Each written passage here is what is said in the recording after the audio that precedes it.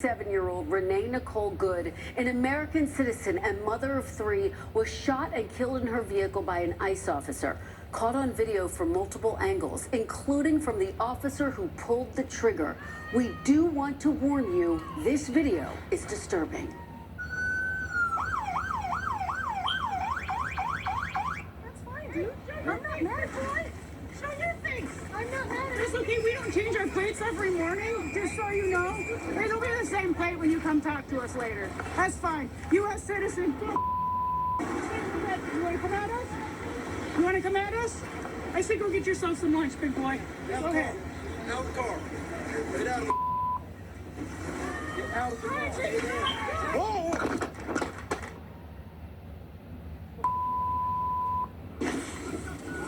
The Trump administration is asserting the officer acted in self-defense, while Minnesota officials strongly rebuke those claims, accusing ICE of excessive force. They are already trying to spin this as an action of self-defense. Having seen the video of myself, I want to tell everybody directly, that is. I'm not saying that funding some of this stuff justifies capital punishment. Nobody would suggest that. The reason this woman is dead is because she tried to ram somebody with her car and that guy acted in self-defense. That is why she lost her life, and that is the tragedy. And joining me now is White House border czar Tom Homan, who was the acting ICE director in President Trump's first term. Mr. Homan, welcome to Meet the Press. Thanks for having me. Thank you so much for being here. So the world has now seen that video, the perspective from the officer. I wonder, Mr. Homan, what do you see in that video? Look, it's tragic. And I've said from March, if the hateful rhetoric doesn't decline, there's going to be bloodshed. I've seen this movie before.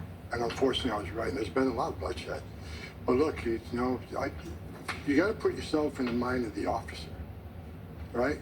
You're in a city where there's protests, interference, impediment, like these two ladies were doing before this incident occurred.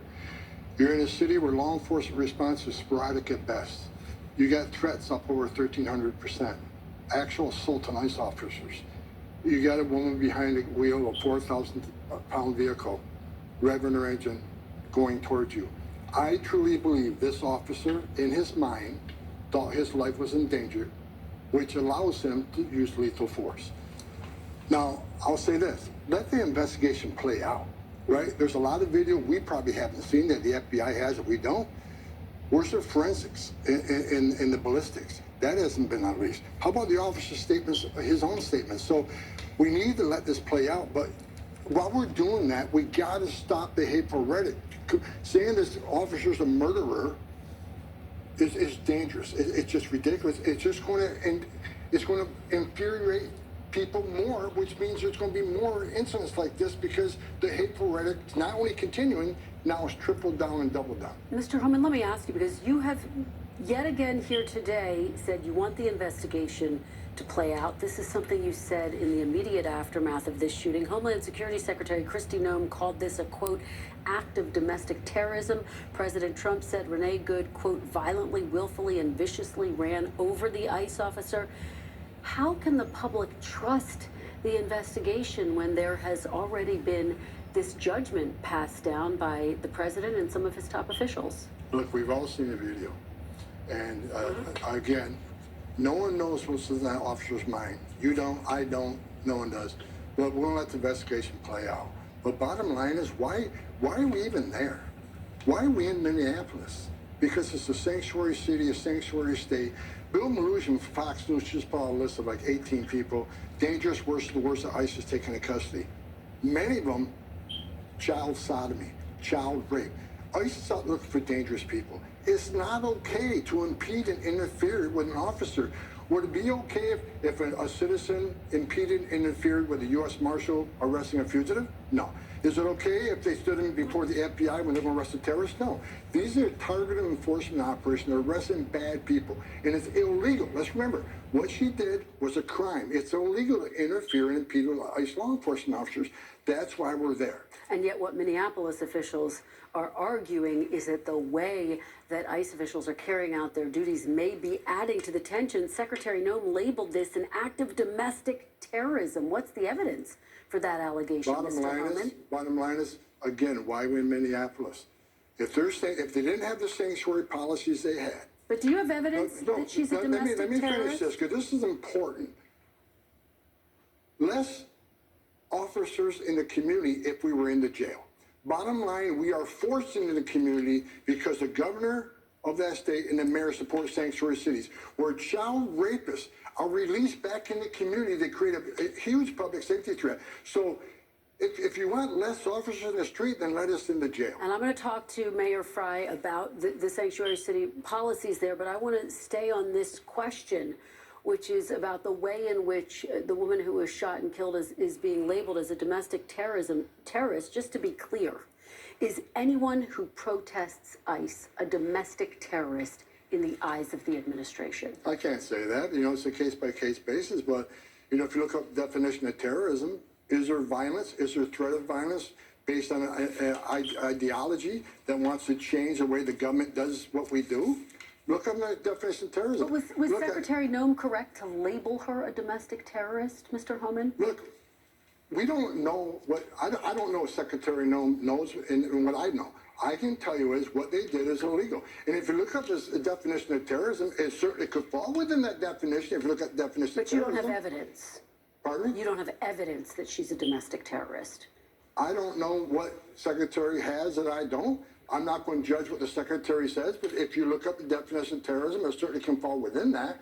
But I think we all got to agree there was no reason for this lady to do what she did. There's no reason to be there. If you want to protest, protest, but don't actively impede and interfere, and certainly don't drive a 4,000-pound vehicle toward an officer. Let me ask you about the broader investigation, because that's part of what the investigation is trying to unpack. What exactly happened in the moments leading up to the incident and afterwards? State and local officials are currently being excluded from the federal investigation. The Hennepin County attorney said this on Friday. I want to get your reaction on the other side. I cannot overstate the importance of a local investigation, or at least access to the federal investigation by the BCA. Without it, we will not have the ability to be transparent with our community about the results of the expectation, or, as I said, any decision that might come of the review. Mr. Homan, I've been talking to law enforcement experts who say they have never heard of state and local officials being cut out of a federal investigation. How can the public trust the results of this investigation if it doesn't include state and local officials, the people who are there on the ground? Well, first of all, this is a federal crime. But it happened in Minneapolis. It's a federal crime, and the jurisdiction clearly falls within the FBI. I've been doing this since 1984. When a federal officer is involved with the shooting, it's up to the investigation goes to the FBI. It's been that way forever. And where were all these people? No, it shocks me. They have these opinions now when they stood aside and let child rapists be released from jail back in the community. But it's one thing to have the FBI be... They're complicit why we're in the position we are today. They're complicit from their silence from open borders for 4 years, where millions of people released in this country, many of them public safety threats and national security threats. They're silent. They were silent when 500,000 children were trafficked in this country, and they lost track of 300,000 of them. What you're describing, though, it's one thing for the FBI to take the lead in an investigation. Certainly, that is something that we are used to seeing. But for state and local officials to be cut out altogether, are you comfortable with that? Doesn't that undercut the transparency, the sense of faith in the investigation in the eyes of the public? First of all, that's a question for the FBI. I've never worked for DOJ, but listen, I trust that the FBI would do a thorough investigation. They're professionals. So let them do the investigation. Let's see the investigation. Should the autopsy be made public? That's a question for the FBI. But I certainly will tell you that the FBI will be part of the investigation. Like I said earlier, look at the ballistics, look at the forensics. Okay. Where did that fatal shot come from? All that would be part of the investigation. Okay, the vice president defended Officer Ross on Thursday. I want to play a little bit of what he said for you. Take a look at what he said. What that headline leaves out is the fact that that very ICE officer nearly had his life ended, dragged by a car 6 months ago 33 stitches in his leg. So you think maybe he's a little bit sensitive about somebody ramming him with an automobile? Do you think that experience from 6 months ago, which the vice president detailed, may have impacted Officer Ross's judgment? Is It that may the have. argument? It may have. I mean, he was under attack once with a vehicle, so certainly, and like I said earlier, it's totality of the circumstance, just to that prior incident. But the environment right now with the threats against ICE officers have been shot at. They've had Molotov cocktails thrown on them. They've been doxxed. They've been, again, assaults up over 1,300%. Threats alone up 8,000%. And you're in a situation with this lady where it's impeding and interfering already. He's in a dangerous situation. And again, I want people to understand this. Put yourself in his shoes. Put yourself in his shoes where he's in that environment. Assaults against ICE officers all-time high. You have a vehicle that is pointed toward him and accelerates toward him. He has a second to make that decision. And I truly believe, and again, this will come out in the investigation, that in his mind, he feared for his life and he took appropriate action. And that, in according to federal law, that's a legitimate response. And even according to Minnesota law, Minnesota state law even talks about a vehicle coming towards you and your right to defend yourself. This officer, I think in his mind, did the right thing to save his own life and life of others. You are talking about the perspective of ICE officers. I want to zoom out a little bit and talk about the perspective of some of the people all across this country. There have been 9 ICE-involved shootings since September. By one count, ICE has detained 170 U.S. citizens. People across this country, as you have seen, Mr. Homan, are out protesting ICE's actions.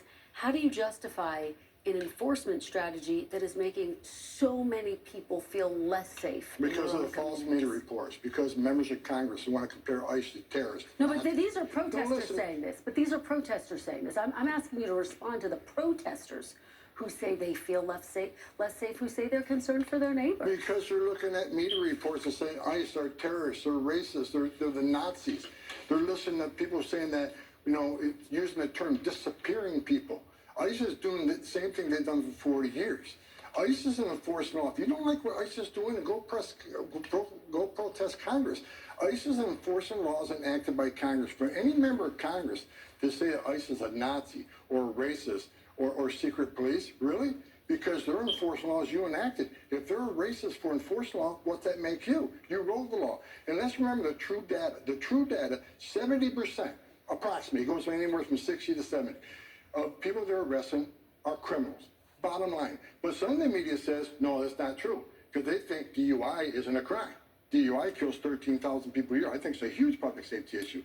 It's because of the rhetoric, the hateful rhetoric. So that small population out there that's already half nuts, they hear this rhetoric that ICE is racist and they're Nazis and they're disappearing people, that empowers them to do stupid things. Let me ask you, because we're almost out of time, I do want to give you the opportunity to respond to some lingering questions about you.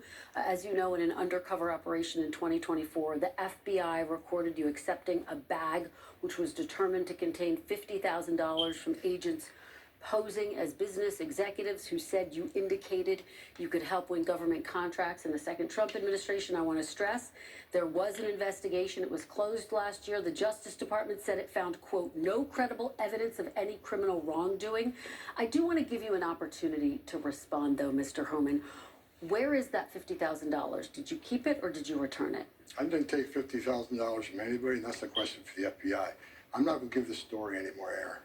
Bottom line, I did nothing illegal. I did nothing, and the FBI and DOJ reviewed this. No credible evidence I did anything, because I didn't do anything illegal. But was there $50,000 in the bag, and did you return it? I'm not giving the story anymore, Aaron. This is an attack on my integrity and my professionalism. I'm not addressing it. That's a question with the FBI. Can you address, given that it's been recorded, did you keep the money? Did you return the money? I did not keep any. $50,000 is ridiculous. The FBI has been clearing this, and it irritates me. This story keeps going on and on and on, even though I've been found to do nothing inappropriate. So I'm not going to ask any more of these questions. But just, did you return the money? I didn't have any money to return. Okay. I didn't take the $50,000, bottom line. Let me ask you, you're saying you did nothing unlawful. Would you be comfortable with the FBI releasing the recordings? That's a decision of the FBI. But it might be a decision for the FBI, but would you be comfortable if they released Again, I'm not those getting recordings? I'm not getting ahead of the FBI in this investigation. But can you just say, on a personal level, would you be comfortable releasing the recordings? I am not going to get ahead of the FBI. That's their decision. Okay, all right. Mr. Homan, thank you very much for being here. Thank We you. greatly appreciate it. When we come back, Democratic Senator Chris Murphy of Connecticut joins me next.